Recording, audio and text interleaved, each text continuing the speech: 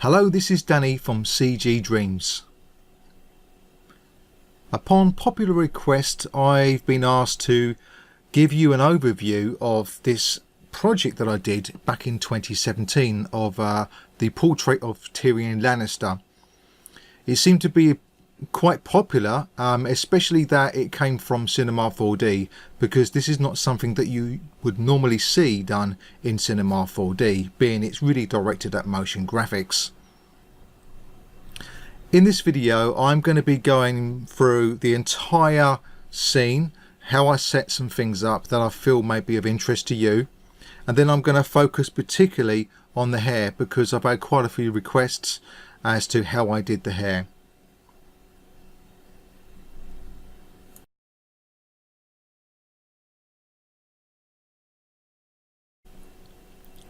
So first of all, I'm going to give you an overview of the general scene setup in the way that I try to work my workflow.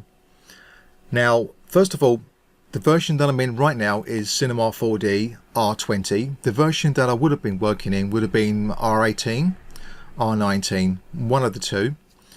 The version of V-Ray that I would have used at the time back in 2017 would have been 3.4 or 3.5. One of those two. It was the one where basically it had the included AL surface material, which is what I use for the skin. I'll go into that more later on. Now, if you just look over to the scene tree here, you'll see here that I've kept things very orderly. This is so important when you're working with a scene like this. It's actually much more complex than you may imagine. And as time goes on, when you're trying to be creative and trying to flow as fast as you can, it gets quite messy and you end up with stacks of stuff right in here. So what I tend to do is I tend to put everything in like folders, which is equivalent to nulls. I do this quite a lot so that I can keep all the relevant geometry together, all the relevant parts together. As an example here, I've got hair all, and you'll notice that I've got all of my hair objects inside here. So if I was to expand everything, it would go way down here. And this keeps things really clean. The first thing is, let's start right from the very bottom, because the eyes are actually a little bit more complex than you may imagine. Their construction themselves is actually quite easy, but it was the V-Ray setup which took a little bit of trial and error until I got things the way I want them. So first of all, let's just look at the construction of the eyes.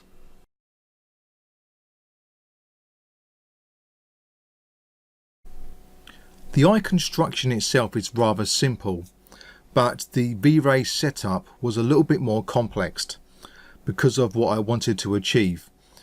So the construction, as you can see here, is as simple as you're going to get it. So we've got a typical inner part of the eye. So this would include mainly for the iris section.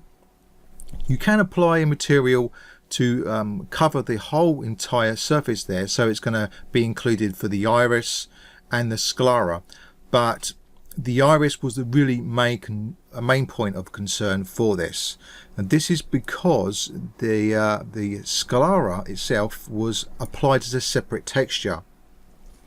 The reason for this is because I wanted to use subsurface scattering for the sclera, the fleshy part of the outside, and I wanted the iris to not be affected by this because it tends to drain out some of the color depth when you've got subsurface scattering, unless you start to use control maps. But there was other complications as well in this setup, in that when I wanted to apply subsurface scattering, you can't also have translucency at the same time. And typically what I would normally do is I would normally just have the iris color map and the sclera included in this typically, but then I realized, you know what, it's not going to work quite right, because if I've got bump detail for the veins, then, and I've got an outer shell which is here, which is going to be the reflective shell, then it means the bump is not going to come through. So then I thought, okay, then maybe I need to apply the bump map for the veins on the outer shell, but then that a 2 doesn't look right because there's no real coherence between the inner and the outer, and in reality there's no such thing as the inner and the outer as such. They're kind of part of one thing, although of course they're separate surfaces. So the way that I got around this was to use a blend material for V-Ray. Typically what a blend material does is it allows you to combine more than one material at the same time to one or multiple objects that you've got something to. So as you can see here, we've got the base material here as being the cornea speck. So if I just to close this and to show you this, the cornea speck is this material here. And you'll see out of all of the properties that I've got turned on, only the specular is turned on. So this is so that I can have separate specular control from the rest of the eye to put into a layer. And this was my base layer. I used a GGX type, which is very accurate, and I got the right amount of glossiness and Fresnel that I wanted by setting it up. And obviously I'm going to be looking at the rendering and going backwards and forth for a little while when I'm doing this. But you also notice when I go to the material, or should I say back to the blend, you'll notice that we've got something else in there as well. So we've got this outer shell as the base material, and then we've got this additional material which is blended called the V-Ray Advanced material. And let's go to that now. This is this one here. So this one is a little bit more complex in the way that I've set things up. So typically what we've got is we've got no diffuse layer. We've just got the fast, the subsurface scattering version 2 layer. So the subsurface scattering layer is going to give me the fleshy look of the sclera. And you'll notice if you look at the map that there's really nothing else in there. There's no iris in there. It is just the fleshy part of the eye. So the reason why I've done this is because I wanted to have control over just that, just the fleshy part of the eye, while at the same time what I would need to happen is I would need to have some transparency so that the iris would show underneath this, which had a separate material to it. So when you go to the material weight, you'll notice that I've got this map, and this map literally just punches a hole in there. Now because the map punches a hole in there, it wouldn't matter if I was to try to turn on the specular, it still wouldn't work, because what this material weight does is it basically just says its opacity is 0, meaning that even if you was to have specular, it would completely ignore it. So just to prove this, I'm going to turn specular on, and you'll notice that we would get specular all around the edges, but we wouldn't get any specular at all when it comes to the center part. There'd be no reflection there at all. It wouldn't matter what I did, there'd be no specular. So this is why we've got an outer shell for the specular to be dealing with that. So this layer is purely the flesh layer, and then of course we need a layer underneath this which is just for the iris. So where's the iris? There's the iris. So with the iris, I've just used a standard V-Ray material. If you see this, you'll see that primarily, even though I've got the sclera on the outside, we don't actually get to see this because it's only the iris which is actually going to be showing through.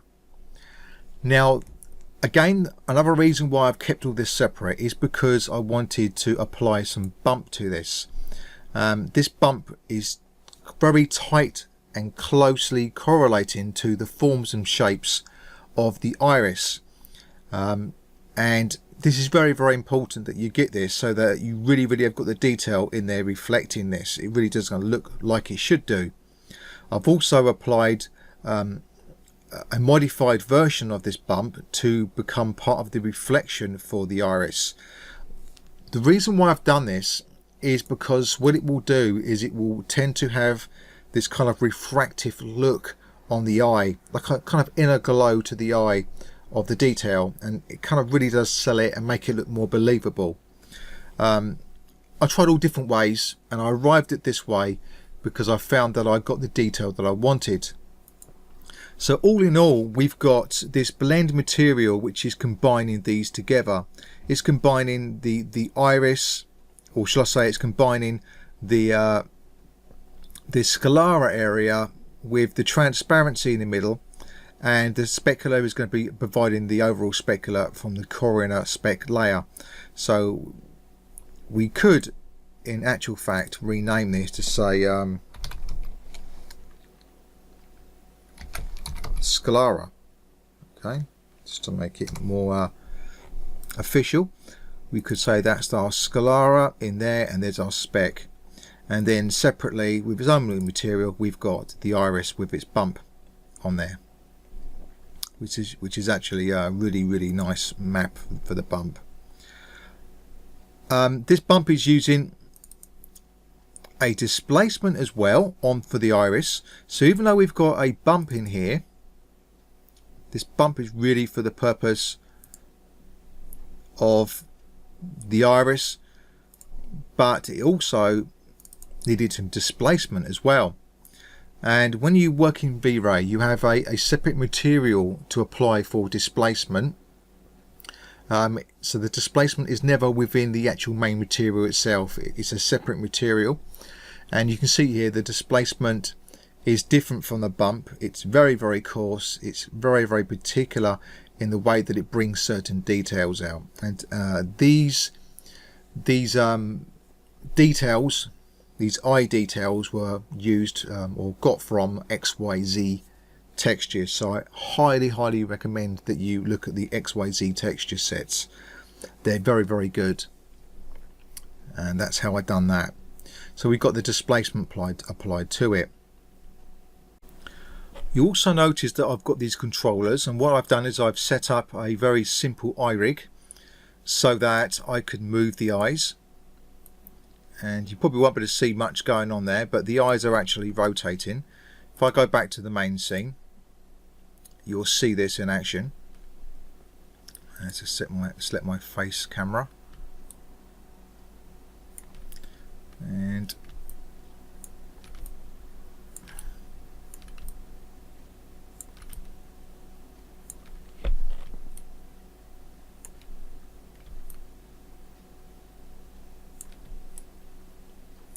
there it is. Would have been an idea to have it a different colour, but if we go a little bit closer here, you'll see that we've got movement of the eyes. So this is something I added a little bit extra. I won't go into the rig of that, but it's actually very simple. The rig is very simple.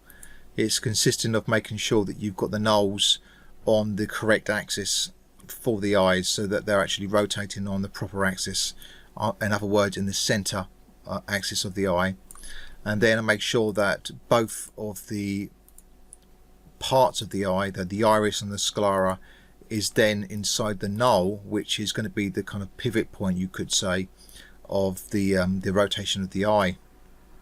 I then constrain that to a controller, as you can see here. It's a aim controller, and it's aiming at the R1 controller, which is that.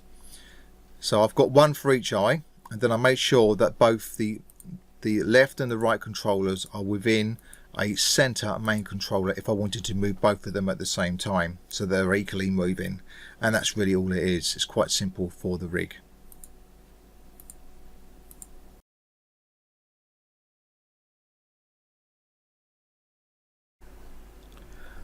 Next thing we're going to be looking at is the mesh. The main mesh, of course, is the face. And when I do my 3D modeling, when I'm very particular in what I'm making, in other words, I know exactly what I'm going to be making, I will always make my mesh from scratch. I would tailor make it so that it fits the edge flow for the particular background reference that I'm going to be using. So I obviously use the background reference of Peter Dinklage, so I could find a good front and side view, and I use that as a rough guide when I'm laying down the polygons. Now if you've seen my time-lapse video that I put up some time ago, you'll see that I constructed a very low polygon mesh. And the reason why I will do it this way is because it allows me to manipulate large volume very quickly. Once I've got the large volume there and I've got the overall shapes and forms, then I will subdivide it once, which will give me 4 times as much polygons, and it will result in the mesh that you see right now. And because I do it this way, I can tailor make the particular base mesh for the character that I'm building, rather than using the generic one and forcing it to conform. I don't have to do that at all. I can make it particularly for the character I'm building, and you're going to get the best results by far that way. You'll also notice that I've added the edge loops around the eyes, around the mouth, all the areas in fact that you would add edge loops if you was to be animating it. And the reason why I treat this as if I'm going to be animating it is because I'm still going to be deforming the face to get the expressions how I want. And regardless whether it's animating or whether it's a still image, you're still going to need to capture that moment in time where the face is got its expression. And of course, if you haven't got the edge flow there, then you're going to be struggling to put that into place. I also like to make sure that I've got enough polygons in my base mesh, which is what this is here, to hold its own form. In other words, I do not rely on the displacement map to make drastic volume changes to the mesh. The displacement map will only make certain changes to, like, for instance, sharpening up the edges of the lips, adding the scar, which is quite deep on the face, that kind of thing. Kind of bigger forms, but not massive forms. The massive form is always held by its own geometry. Then of course you've got another layer from that, which is the more micro details of the skin pores, and I do that separately, and I'll show you more about that workflow in a minute. But as you can see from the construction here, I've kept it very clean, and this makes for a very nice mesh to be sculpting on, whether you're doing it inside Cinema 4D or inside ZBrush. Now when it comes to the diffuse color, it's entirely hand painted inside ZBrush, and a little bit of painting inside Photoshop. Now the way that I tend to do this is I tend to go into ZBrush and I will find the character that I'm kind of looking for online, or a character or a person that's got the tone of skin that I like. In this particular case, Peter Dinklage was perfect for this when he's in character as Tyrion Lannister. And I've just done a quick paint over projection over the face. Now don't look at this as cheating. It's ideal for many reasons that you may want to do a photo projection, but that's not the reason why I did it.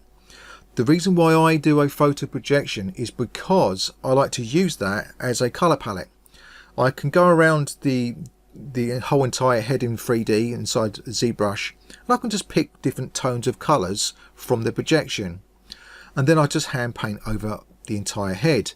By the time I've done that, you'll end up with something similar to this.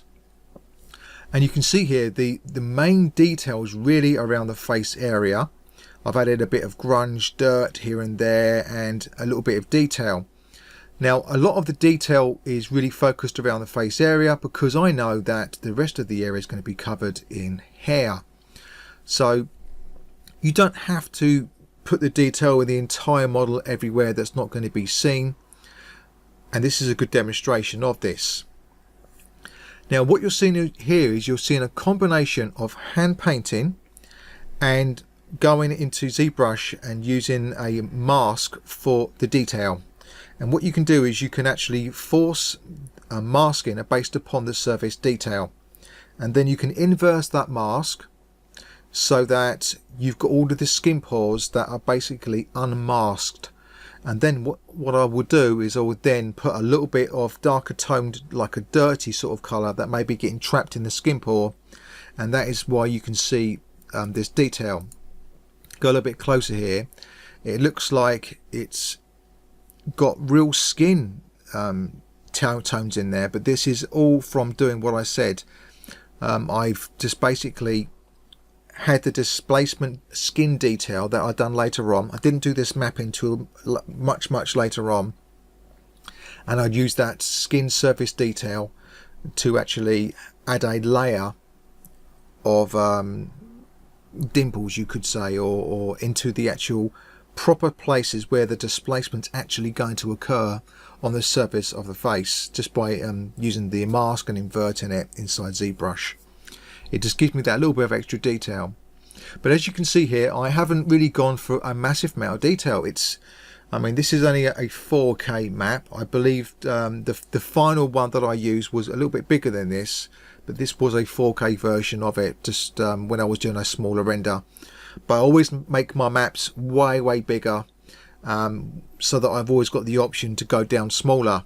But if you make them too small to start with, well, you can't upscale and retain the detail because you're going to lose it. So initially, I think I made a 8K map, and then this was a 4K map version of this, so that I could get the detail in there that I needed. But most of the detail is going to be coming from the displacement, from proper application of specular reflection, and of course lighting.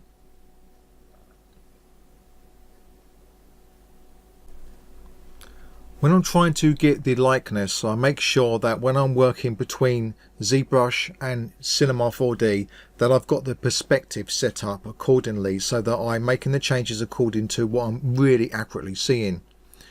Now in ZBrush at the moment, it hasn't got an accurate camera perspective, so what I tend to do is I will tend to set it up inside Cinema 4D to the perspective and to the field of view, you could say, that I want in the final scene. And then what I would then do is I would then go back and forth between ZBrush and Cinema 4D so that I can match that perspective.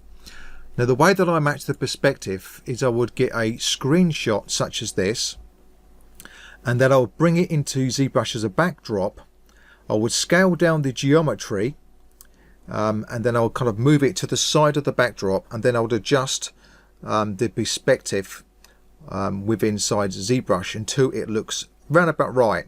You can normally tell when you've got it about right, because you'll see by how much of the ears you can see, how elongated the face will look, and that's what I generally will do to get that set up between the two applications to get the perspective right. Of course, the other areas when it comes to geometry is the clothing. So for the clothing, I again modeled this relatively low polygon to start with, and then I upped the polygon count as I went along until I felt that I could get the details in there. Initially the polygon count was actually lower than this by quite some bit, but I felt that because it's not going to be for animating, I could subdivide it a few more times, just so I can do some basic sculpting on the surface of it. I could have used a load of maps and things like that for that, but I done a lot of the detailing in Substance Painter for the surface, and then the basic you could say level 1 sculpting details were just sculpted directly on a medium to high sort of res mesh. You can see here how high res that is. If I go to my different camera, that's what I was happy sticking with. I was able to get the basic volume that I wanted for the mesh from this, and then Substance Painter did the rest for me when it comes to getting a nice level look. Very nice working with Substance Painter. Also the same thing for the scarf and other areas, the collar. These were all things that I went in there and I modeled, I subdivided, and then I done some surface sculpting on it. And again, if I was to select the geometry for this, there's the scarf. I chose to keep this as my final level of sub D, so I subdivided it and left it at that. As you can see here, I've not actually applied anything other than what I've done from Substance Painter to this. If I were to select my maps, so you can see here, these are the maps for the clothing, and let's go for the scarf. Which one were there? There we go. That's the scarf. And you'll notice that I've got a diffuse layer, a specular layer, and I've got a bump layer, which is the normal map. And this is all generated from the preset in Substance Painter for V-Ray. It does a spectacular job at setting this up. It's very easy to do. You can put all the maps in the right places. You can see it's just so easy, and that's how I set it up. So with part of those maps, you'll see here that I've got index of refraction. This is one of the maps, and you can see where I've put this. I've actually put in the index of refraction texture. I'll put that in there. And if you look down here, this is the glossiness. Well, I've put this in the reflection glossiness texture slot. It's kind of self-explanatory, really. Always use a GGX for this. And for the color, I used the reflection. Funny enough, the reflection color, when you're working with this workflow, does include the actual color map, and it's called reflection because that's the way the colors are basically going to be generated from. And this will go into my specular color, and this will actually produce the color that you see, the surface color. If I was to click on here, you would see that it is in here. It's not showing through on the preview at the moment, but that's basically it. This is for reflection color, not for the diffuse color. And then of course the diffuse layer here is where my main color is. If you was to have something shiny, and I'll show you this for the buckle, and we was to go to our specular, you'll see here that our reflection provides the color for the reflection, as you see in here. And then of course you've got the index of refraction, the glossiness, and then it makes up this lovely, beautiful looking accurate buckle or clasp, which holds his clothing together. Again, self-explanatory. We've got the normal map, we've got the specular, all the specular maps there, and of course we've got the main sort of base color map in here, this yellowy sort of tint in there. It's just brilliant working with Substance Painter. It really is. So there's not really a lot more to it as far as the mesh goes. I did obviously model this. I modeled this inside ZBrush entirely, I believe, or I might have initially, no I didn't, I actually modeled this inside Cinema 4D as a flat plane, and then I extruded it, and then I subdivided it. And again, it's all quads. There will be no n-gons or triangles in there at all. And then I sent this over into ZBrush and done some volume sculpts onto there and some changes before I finally just pushed this back into Cinema 4D. And I kept the polygon count high enough that it's able to hold its own volume there. You can see here all of these, the creases that are inside here are all because of the geometry is holding its own. I mentioned before that I like to make sure that the geometry holds its own volume, and this is a testament to this. This is not a displacement map which is holding this together in its forms. It is all 3D modeling, and you can see how clean this has come out. And I always try to go for a nice topology workflow so that when it comes to holding its forms, it's going to hold its own forms, and the displacement map doesn't have to do anything. And for that reason I didn't have to use a displacement map whatsoever. If I can get away with not using a displacement map for something, I will try my utmost best, because that will help for the rendering speed later on. For the backdrop, it's just one simple plane, and the idea behind the backdrop is to create like a vignetting kind of look where it's dark around the outside and it's got a bit of a highlight behind his head. This is something that you would often do when you've got a dark background. You'd also use a rim light. I'll talk about the lighting later, but generally speaking all I used was just a plane, and within the diffused layer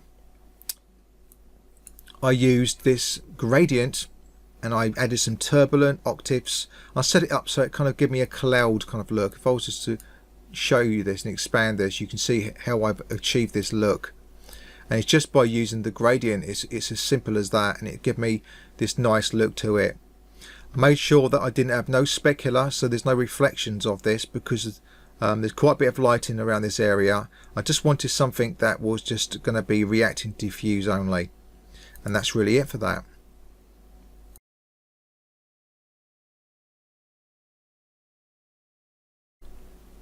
The next part I'm going to be going into is the hair, and I've created a full set of videos that kind of gives you a good comprehensive look at the hair system.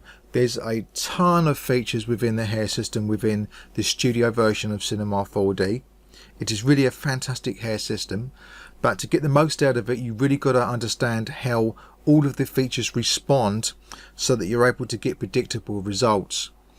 So I've found the workflow for the hair generally goes like I'm going to be showing you in this video, although in this particular case I wanted to give him this curly kind of frizzled hair, procedurally created from the actual hair brush tools themselves.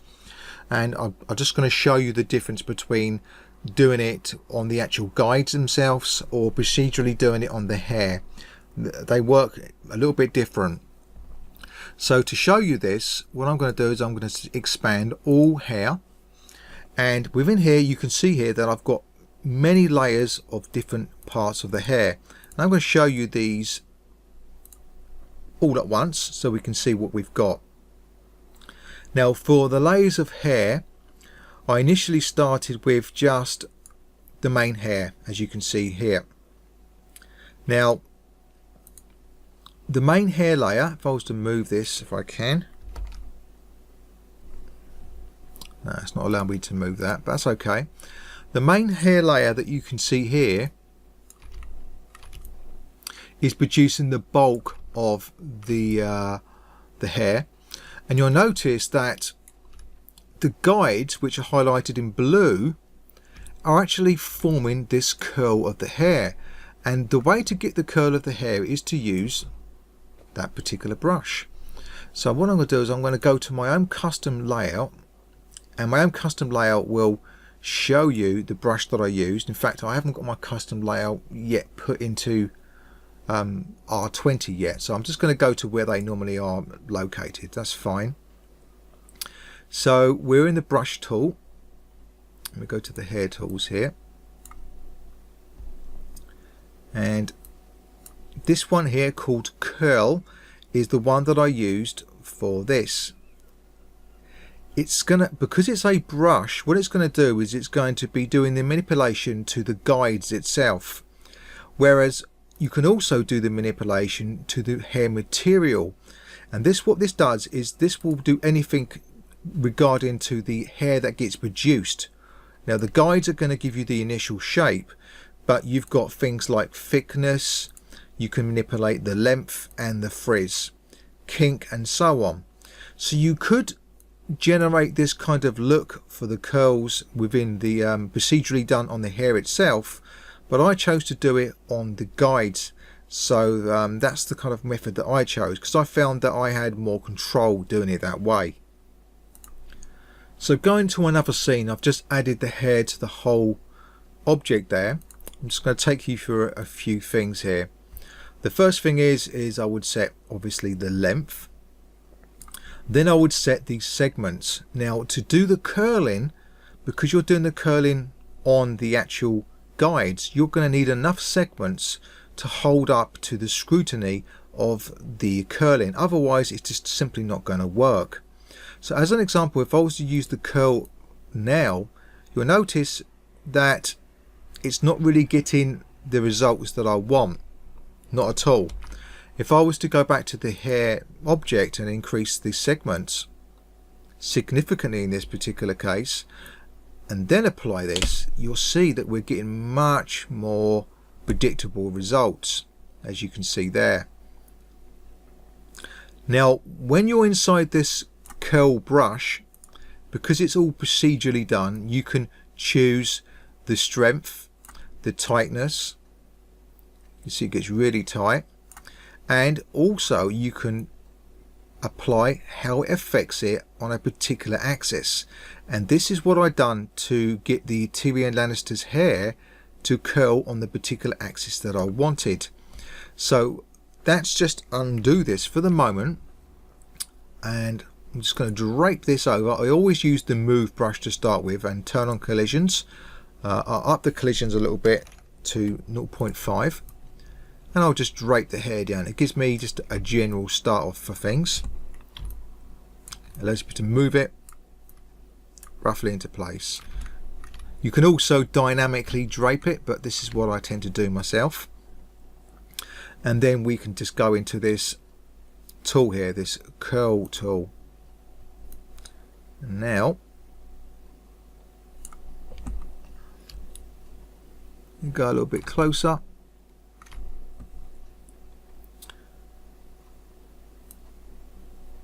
Look what happens as I up this.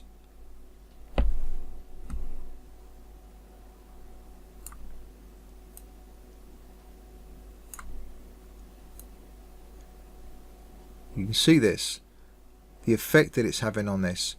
And I find the best way to learn with these tools is just to experiment.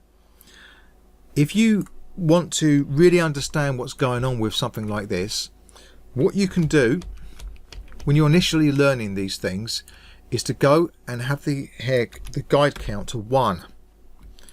By having it to 1, what you're doing is you're going to be able to concentrate on exactly what this tool is doing.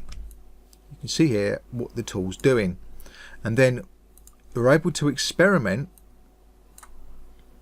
Like for this, the tightness, you can see what this is doing.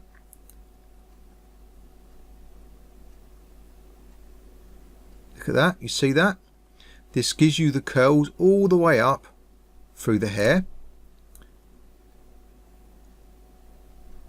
And once you understand what these settings do, see this, what it's doing to it, then you're in a really good position to start to apply it to multiple guides at the same time to get this look.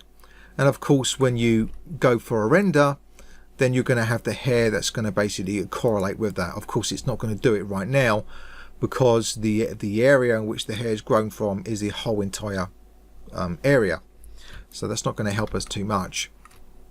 But if I wanted to, what I could do is, let's have a look and see where this is from. I just want these. It's not ideal to do in a poll, by the way. I'm going to set a selection there, and then in the hair I'm going to use that set selection.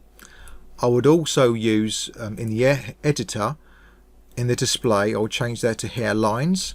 It's going to give you an idea of what the hair is going to look like when it's producing it.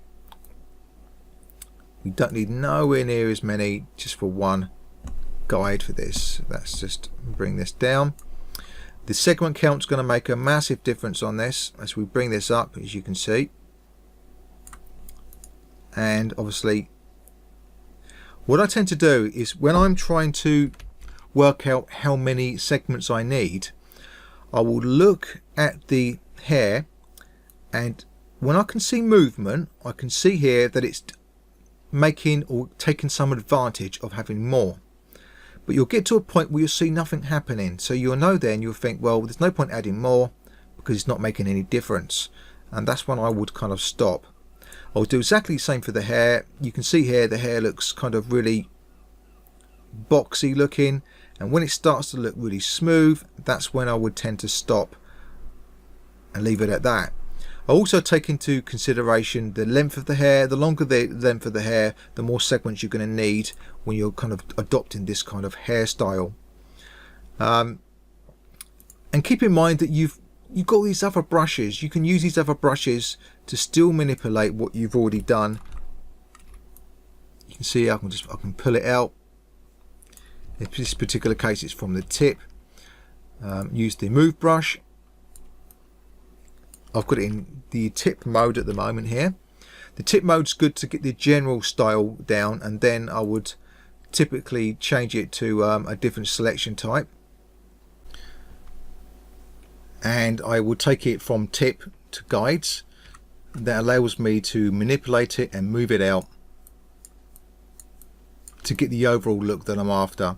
So it's a combination of using the different tools and really coming to understand what these tools are doing.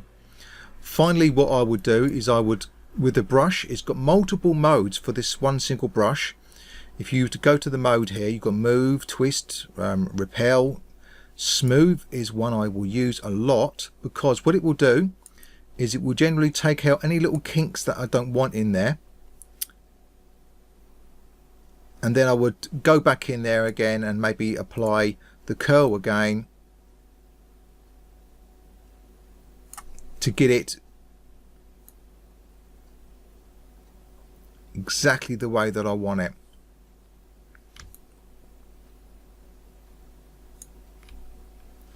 Once you go in there and you start to apply frizz, then you can control not only how frizzy the hair is, but how much the frizz is added. And if you just remember that within the hair material, whenever you've got these curves here, it's always starting from the left, meaning the root of the hair, and the right, meaning the tip. And this will always be referring to the strength or the curve, how it affects it from the root to the tip. So if I wanted a little bit more frizz at the root, I would then pull it up here. And if I wanted less frizz at the tip, I will pull this down. And you can also drag this little tiny dot here, which is in orange, along the curve. This is often referred to as a knot, as to where along the hair you want it to start to apply this effect. So at the moment, far left, it will be applying it right from the root. But if I wanted to apply it, say, a little bit further down the hair onwards, then I could just move that along like that. Gives you an idea what you can do with that. And just in a particular area along the actual hair length. And then I would definitely bring this down a little bit. The frizz also acts as a way to get rid of any intersections that you may see. So it's always good to have a little bit of frizz. Even if you've got silky smooth hair, you want to have a bit of frizz to give it a little bit of volume, and it will separate the individual hairs so they don't intersect, and then you're going to get smoother renders for your hair. When it comes down to the thickness, I would always set the initial thickness somewhere around about 0.5 as a good starting point, and I would tend to taper that down towards the tip, almost to nothing at the tip, to give it more of a wispy look. But you just got to be careful not to go too far with that. And then when you've done that, you're going to get some reasonable results coming out from it. As you can see here, we've got this nice looking hair. You can see where the frizz is actually been applied because of the way I set it up in here.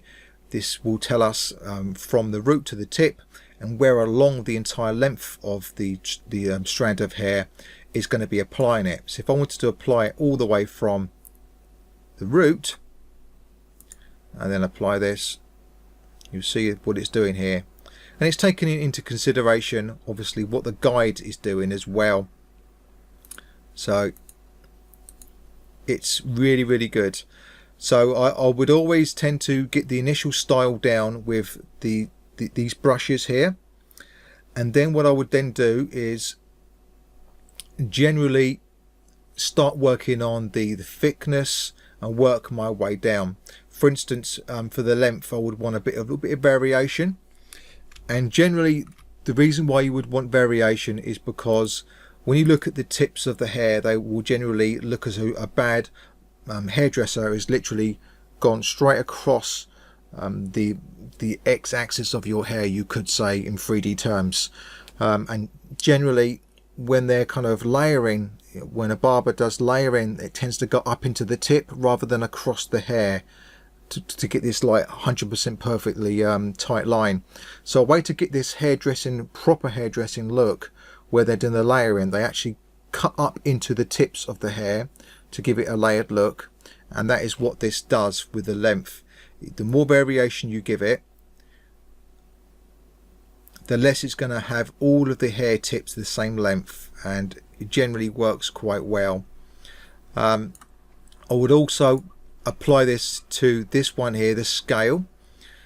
Generally I find this works quite well. If I say have this at 80% and the variation of 20, this works quite well. And again, you can apply how much influence it has, combine it with the frizz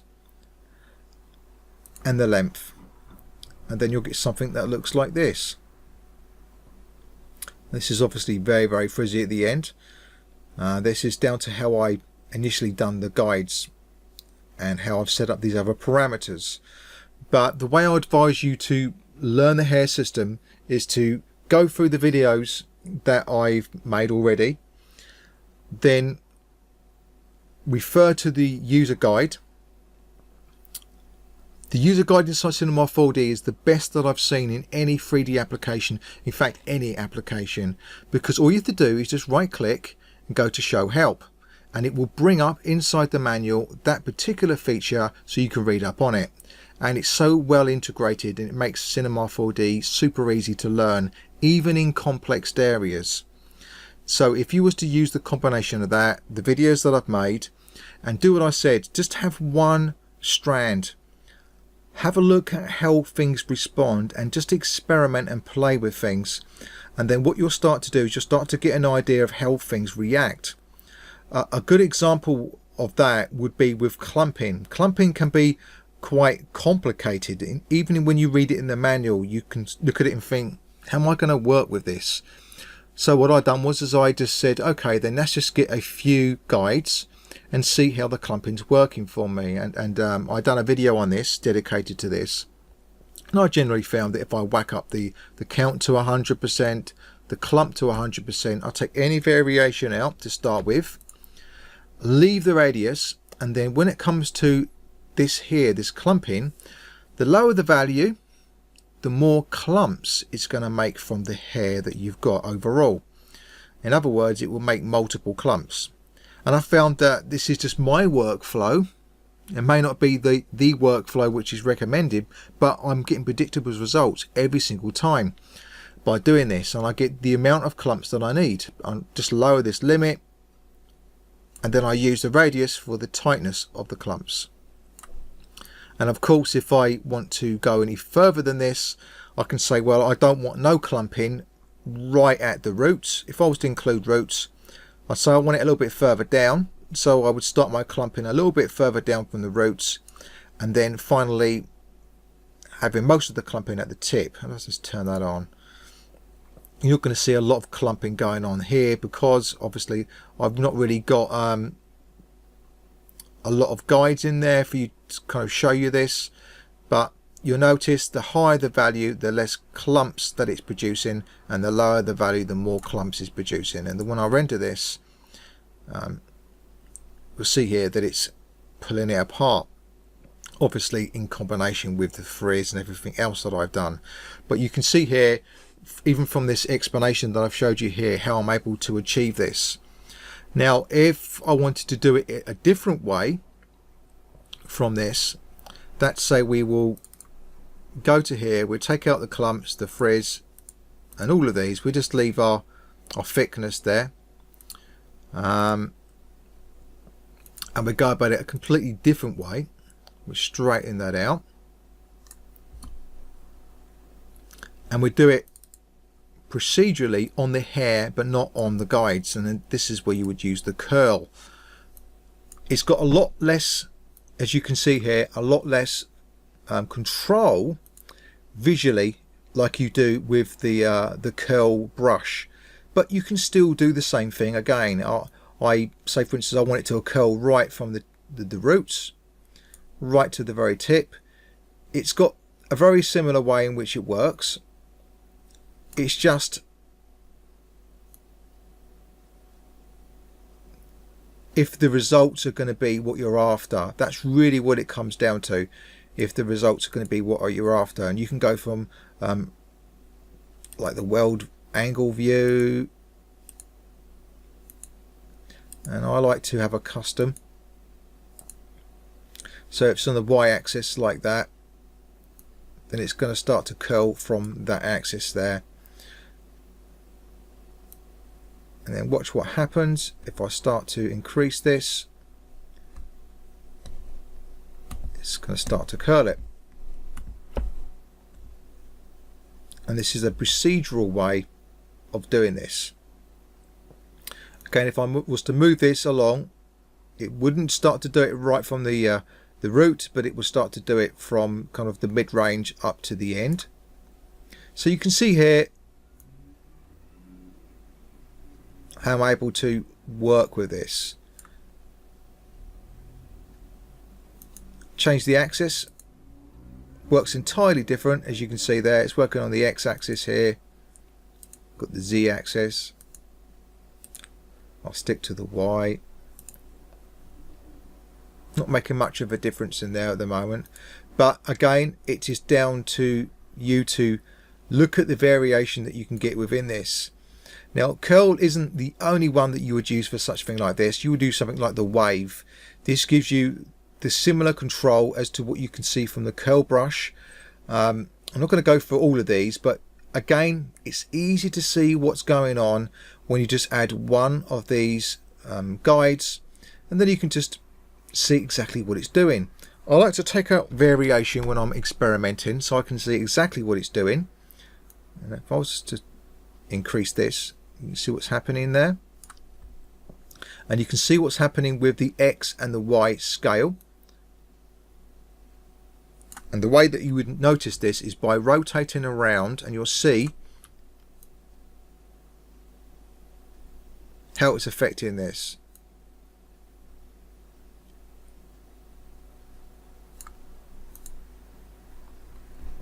And this one's quite interesting. The frequency is to how many curls are going to appear basically along the length. And again, you've got it on the x-axis and you've got it on the y-axis. So you've got it in both directions in 3D viewport. There we go. And you get very, very similar results as to what you saw with the curl. I just chose to use the curl for the Tyrion Lannister project because I was able to select particular guides that I wanted there to be more curls, rather than just apply it to the whole entire hair. This way, obviously, is going to apply it to the whole entire hair, and I didn't want that to happen. I wanted a little bit more control with that. I could have made more hair objects, but I had enough already. But you can see here, you can still get some pretty nice results by using the wave. And you would use this in combination with, obviously, the frizz. The frizz is definitely going to help. Just pull that apart a little bit there. And then you can use a little bit of clumping, where you're going to get individual clumps coming out. This would be a good point to show you in this clump.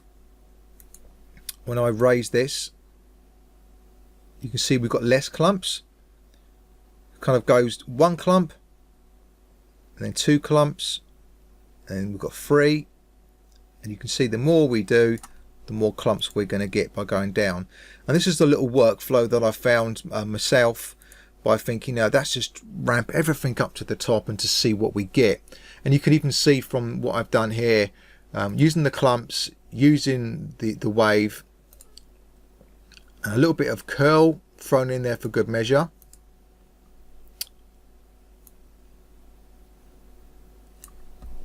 Take the amount down.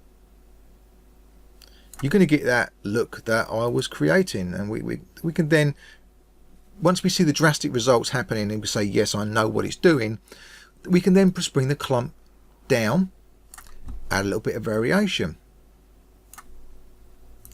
That's going to give you something a bit more natural. There we go. That's pretty cool. So you can see from the highlighted hair, the curling was done very, very simply.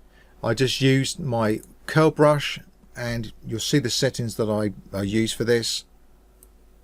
It's all procedurally done on the actual guide itself, so it's so easy to do. It really is. And it's struggling a little bit in my system because I'm recording the screen, and also because you're going to need the guide segment count high enough for that curl.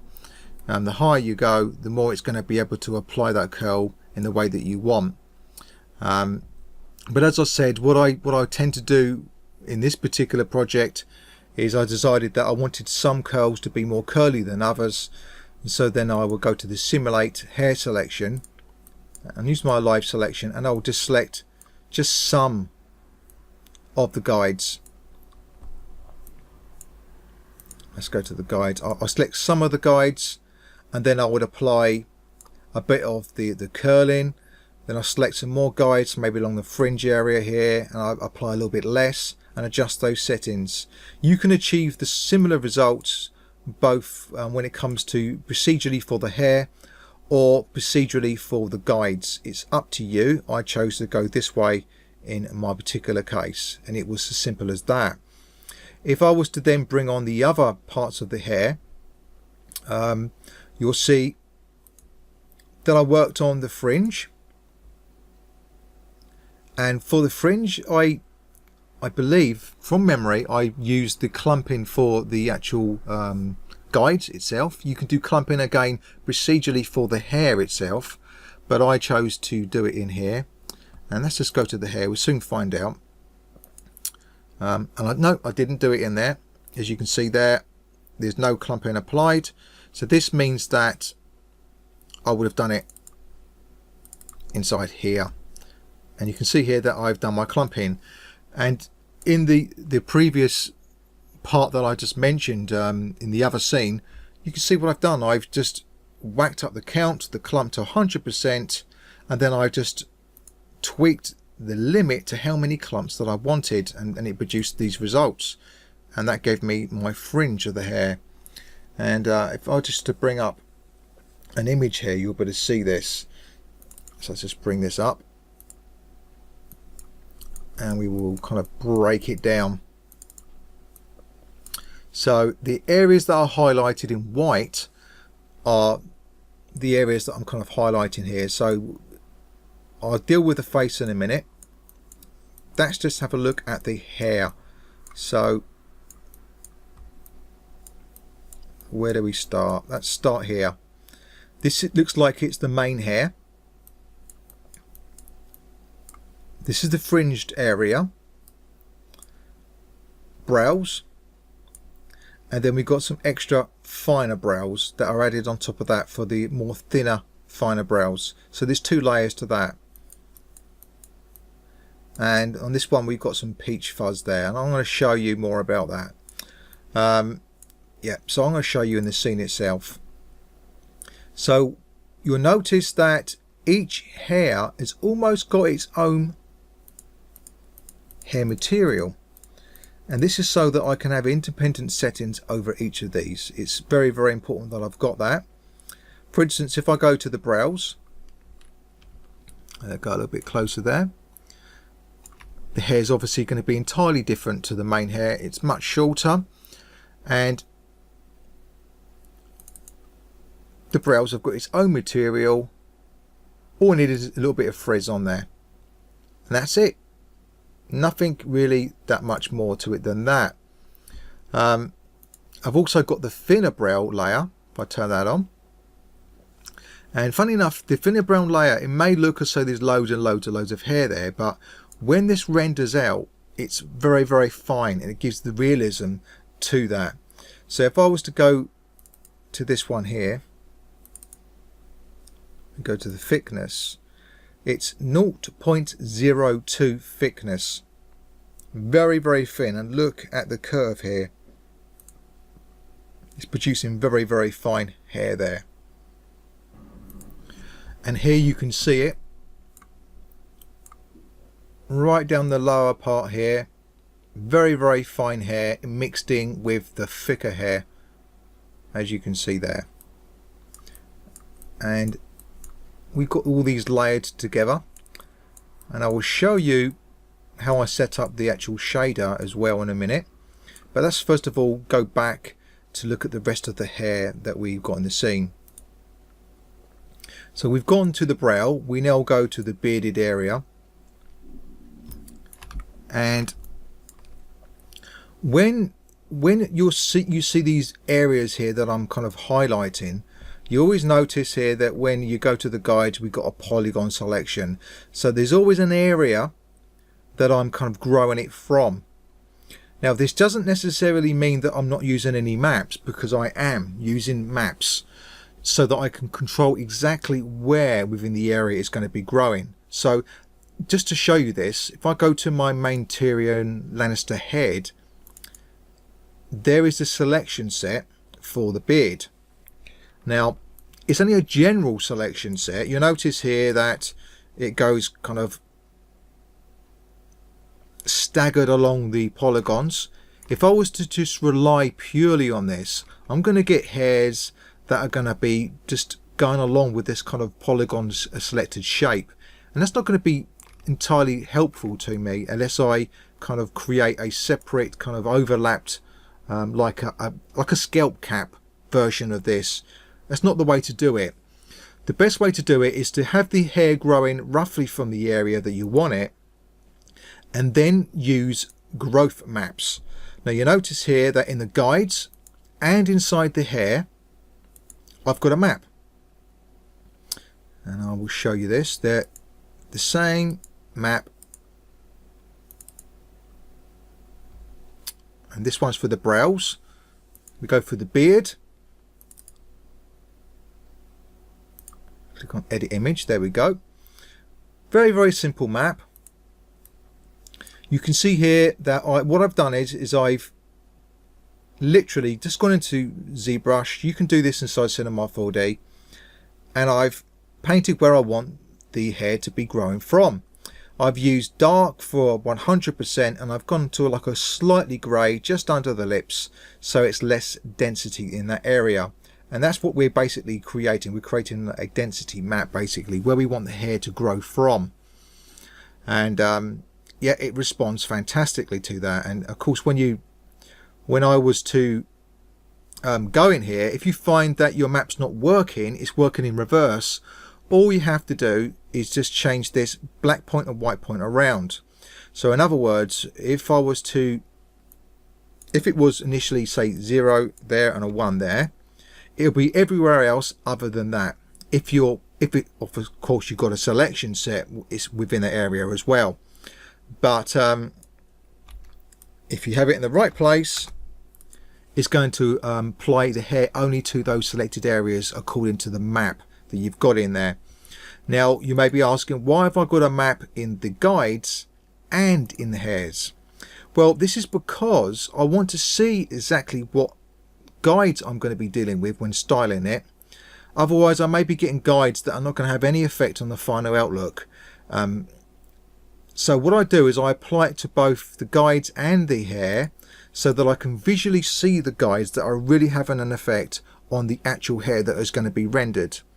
If I wasn't to apply a selection set as an example and apply the hair to the whole entire head, if you only just put it in the guides area as an example, what you're going to see is you're going to see the guides showing but hair all over the entire head. If you used to do it in reverse and just have it on the hairs, well, you're going to have guides all over the head, but you're going to be seeing only the hair growing in a particular place according to the map. This way it matches both of them up and they're both going to work together. It can be a little bit tricky sometimes when you're working with this. Sometimes when you apply the map, you may not see it working or doing anything, and generally what I tend to do is I tend to go to the root and change it from area to custom, and then it will update and it will start to work for me. Just another thing on here with the map, we've got these levels. If you've got it level 2, it's going to look at black and white. The more levels there are, the more it's going to look at the gradient between a total black and a total white, so that it can apply it a little bit more gentle around the surrounding edges rather than really hard cut you could say border edges where the hair's going to grow from. And as far as the beard goes, again, the beard's got its own map. You can see here that for the thickness, I've made it thinner at the roots. It goes slightly thicker as it goes to the middle where the volume is, and then it goes and right fades out towards the end. I've chosen to go to a 0.04 root thickness in this particular case, and of course you can just experiment with these things. Again, I've used a kink and a frizz just so it has the effect that I want on the hair, and it's fantastic that it allows you to really utilize this. Just another thing to mention as well, if you go to the density, you can also put this map that I showed you into here as well, and it has basically the same effect as putting it on the actual hair. So you see here, this density here, putting it inside here has exactly the same effect as if you was to put it inside there. Okay, you could put it inside here and it has the same effect. You turn that on, and then you could essentially, if you wanted to, clear it there and it will apply it there. It's just the same thing as far as I'm aware of anyway. I have done both ways and it seems to do the same thing. Swiftly moving on, we got hair to the underlip. Again, it's got its own material, so it's not too thick. And going back to here, you can see here that I've got a few extra little hairs underneath the lip here there, so it doesn't look as though it's all clumped from one particular area. It's giving it a more organic look. Same kind of thing applies all the way through. Next one is a little bit different. This one's a stubble, and again I use a selection set to give me the general stubble of the hair. We go around here, you can see the stubble. I've applied kink, frizz a little bit to this, and we open up the stubble and you'll see what I've done in here. I've got kink, frizz, I've got the thickness as you can see there, and that's pretty much about it. This stubble, if I was to go back to the image here, is the stubble that you see around the side of the face. So even though Tyrion Lannister has a nice growing beard here, his shaver isn't that brilliant in modern days that he's going to get it absolutely closely done, although obviously they could, but he's a bit of a rough character. He's living in a rough world, so you've got a little bit of stubble there where the full beard's trying to grow through, as you can see there. It gives it that little bit extra layer of realism, as if it went from a perfectly clean groomed shaved face from a guy that lives in a very rough environment. He's not going to be too concerned with being totally trimmed up, and that's what this is all about. Peach fuzz, this one is, it should be obvious. What the peach fuzz does is it will give you very, very fine hair all over the rest of the head, so that you can see the most finest of hairs that are going to be apparent on anyone's face. And when you're doing a render inside 3D and you're making really high resolution renders, people are going to pick these things up, even if almost subconsciously you're going to pick these things up. You're going to be looking at it as a whole and think, yeah, this looks really real. And you can see these little tiny hairs on the end of the nose. In fact, they're actually all across the cheek area. They're across many areas and aspects of the face.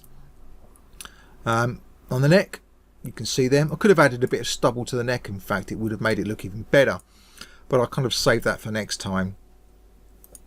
So going back to here, finally we've got the lower lashes, and this one is generating hair based upon a spline.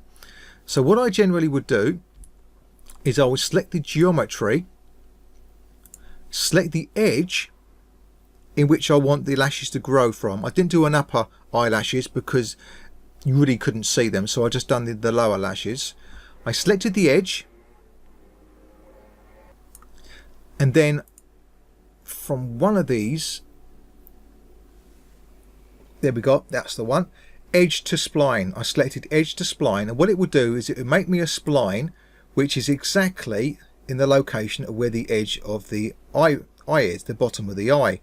Again, this comes into the fact that I've got nice edge loops around the geometry, so I'm able to even select the edge in the first place. With that selected, I can then make a hair object.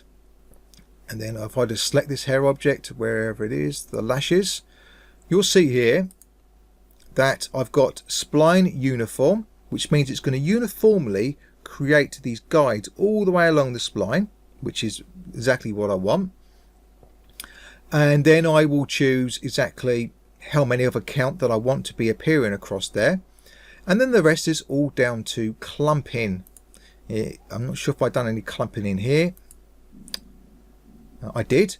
So in this particular case, you can see here that I've applied some clumping directly to the guides.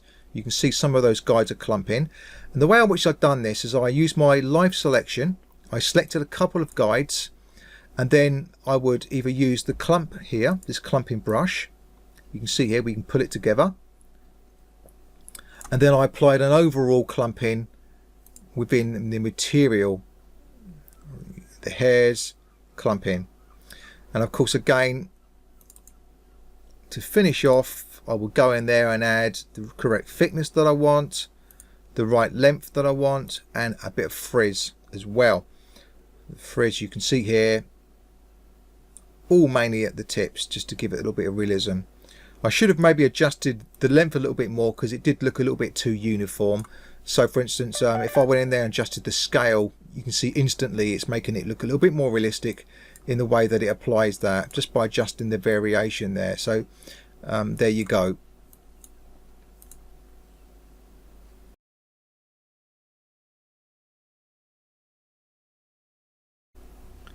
The lighting was kept very simple. What I did for lighting was I didn't use any global illumination.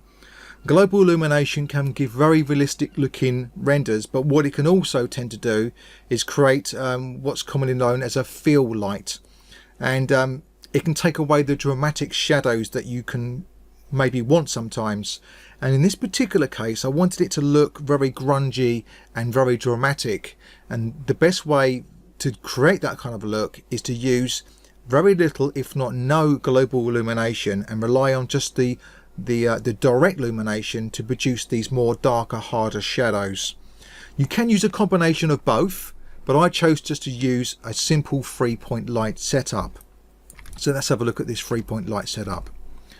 I used a rim light.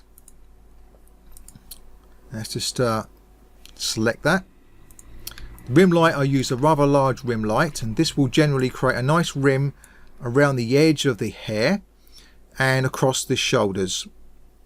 And if I go back to here, you'll see here across the shoulders we've got a bit of a highlight, and especially across the hair it stands it out from the background, which is the idea of the rim light, is that we keep this subject that we're kind of looking at as the main focus, and that it doesn't get lost with the background, and that's why we add this rim light. Going back into here, we got a key light, and the key is going to be providing the main light. I didn't push it off to one side, which you would normally do with a 3-point lighting, because I wanted a general illumination. So this would kind of make up for not having global illumination, but the shadow or the light's going to be coming down, so we've got a bit of a shadow underneath the eyes because the light's coming from the top.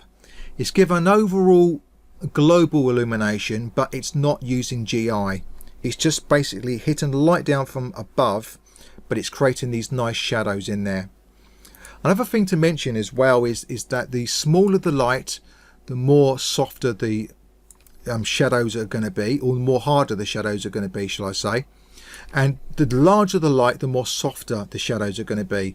So when you adjust the light, if you want much more harder shadows, you would change the scale of your light to reflect that.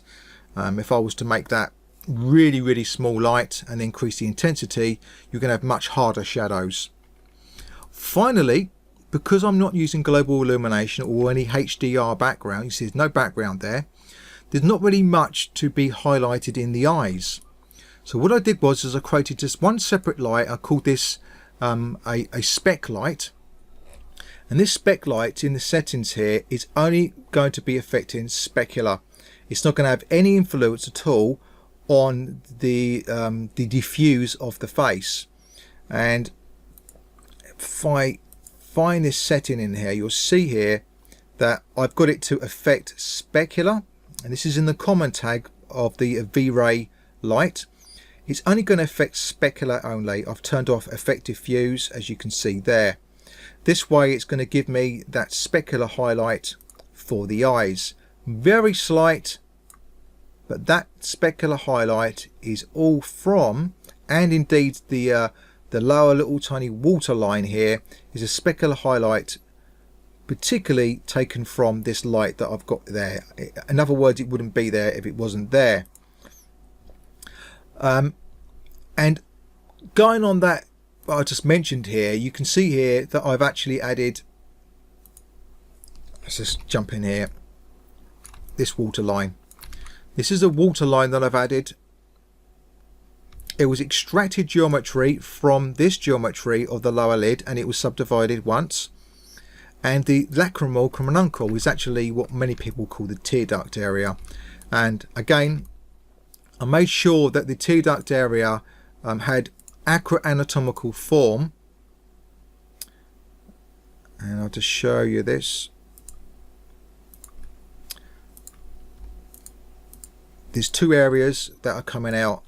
Can't see it too much because of the way the light's affecting it. So it's this area and this area here. Let's copy this and put this in a new scene. Now you'll be able to see this much more better.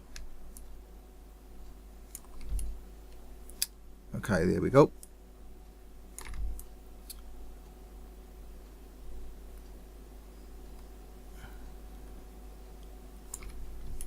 Got a little bit closer, and we'll just look at the wire. Okay, so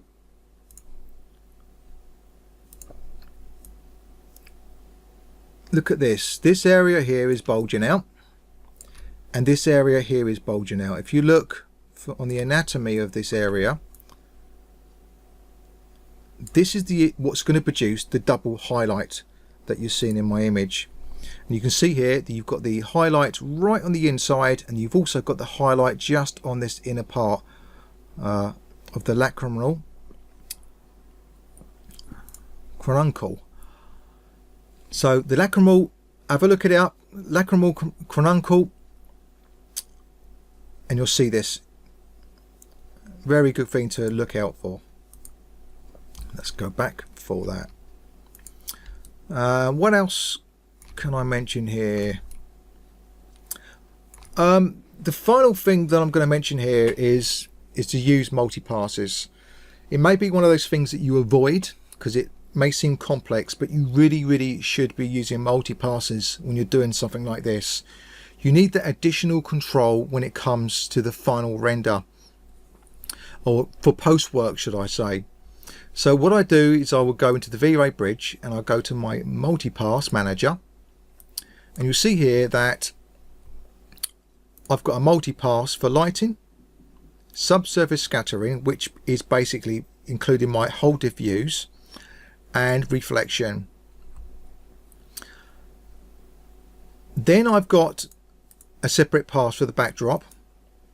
Some of these I may not even use, but I add them anyway. I definitely have one to separate the hair, and not including HDR, just these key, rim and highlight.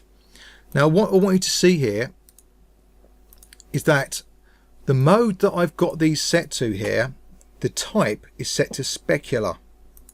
You notice this? This basically means that when I do my final render, I'm going to have control over how the specular has affected my render from these three individual light selections here. Very important to get that kind of control.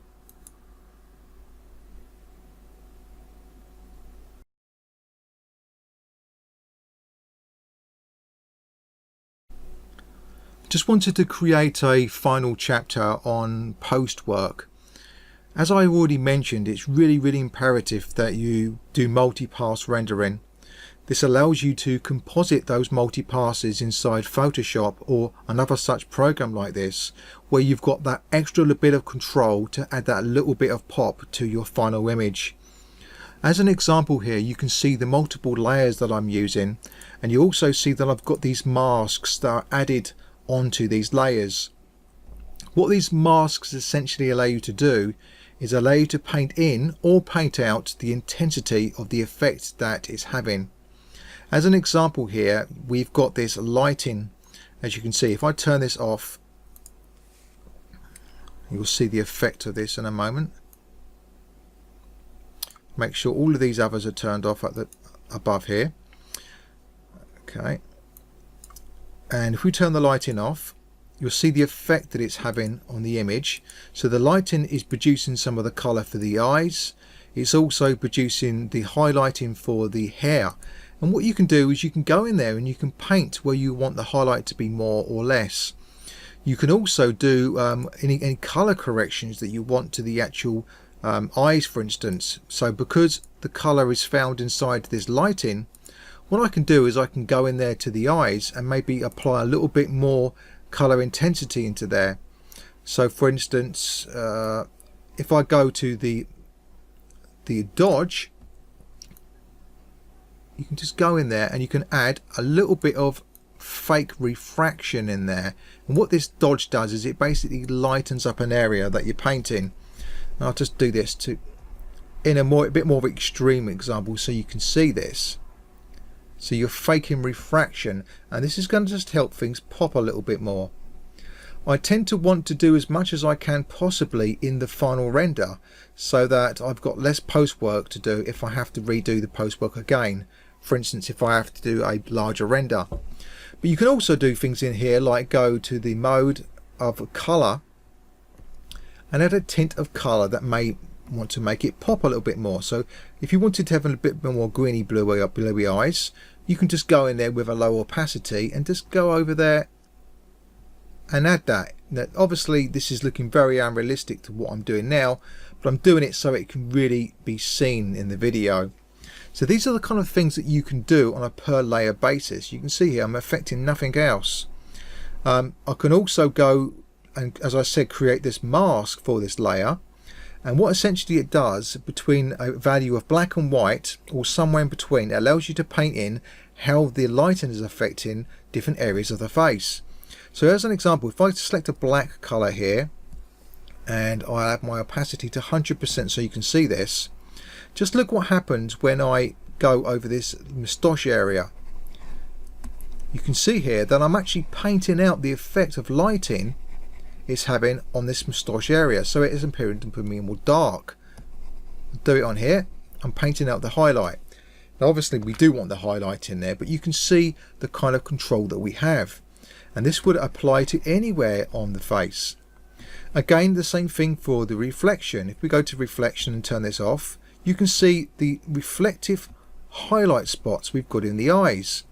If I wanted to, I can choose to paint out where I don't want any reflection, or in fact I can go in there and I can enhance that reflection by again going to, say, the dodge,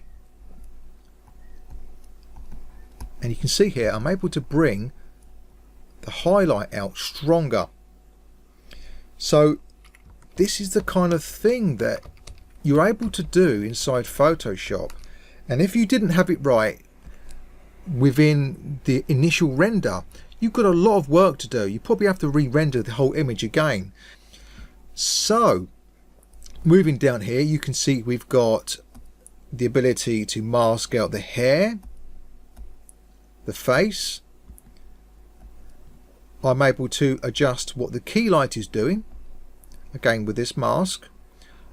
I apply a photo filter as well, and when you apply something like a photo filter, you can see this little button here. What it will do is it will make sure we will only apply the filter to the object that's directly below it, or shall I say the layer, and in this particular case it is for the hair. If I was to turn the photo filter off, you notice that the color goes. So I've used this just for the rim. Turn the rim off, all the rim light goes. So you've got independent control over all of these layers to produce the final results. All you've got to do is just make sure that while you're inside, Cinema 4D and you're setting things up for your render is that you've got your displacement set up correctly first of all, and then you move on to your reflection to have that set up properly, and you have to turn off your subsurface scattering and diffuse to see these like this. Then you set up your subsurface scattering so that you can see it without the diffuse colour, and then finally you add the diffuse colour so you get the overall skin tone. If you separate things like this as you're doing it, you can work on each individual area at a time to make sure that it's participating the overall look to the final composite beauty image. By the time you've finished, you should have a nice composite put together and have the ability to go back and apply the same kind of workflow to other images for the future. So I hope this video has helped you and it gives you an insight into the workflow that I've used. And as I said before at the beginning, I don't fix myself to the workflow if I can find a better way of doing things. If I can find a better way or a faster way, I will use that better and faster way. So thanks for watching and bye for now.